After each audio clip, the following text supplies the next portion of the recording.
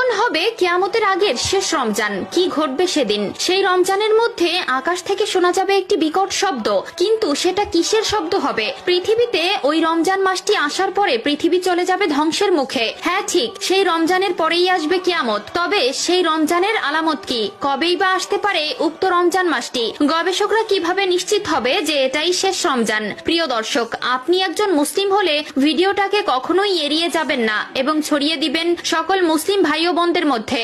এবং যদি আসন্ন রমজানে সবগুলো রোজা রাখার নিয়ত করে থাকেন তবে অবশ্যই একবার ইনশাআল্লাহ লিখে কমেন্ট করবেন। তো চলুন ভিডিওটি শুরু করা যাক। এই পৃথিবীর শেষ কিভাবে হবে তা নিয়ে ইতিমধ্যে বিভিন্ন গবেষক বিভিন্ন রকম মতবাদ প্রকাশ করেছে। কেউ কেউ বলছেন সূর্য এই পৃথিবীকে তাপ দেওয়া বন্ধ করে দিবে। সূর্যের আলো পৃথিবীর প্রাণের সবচেয়ে অবিচ্ছেদ্য অংশ, কারণ সূর্য সালোক সংশ্লেষণের প্রধান উৎস এবং পানিচক্র সূর্যের আলো ছাড়া ধ্বংস হয়ে যাবে। আবার অনেকে বলছেন পৃথিবীতে পানি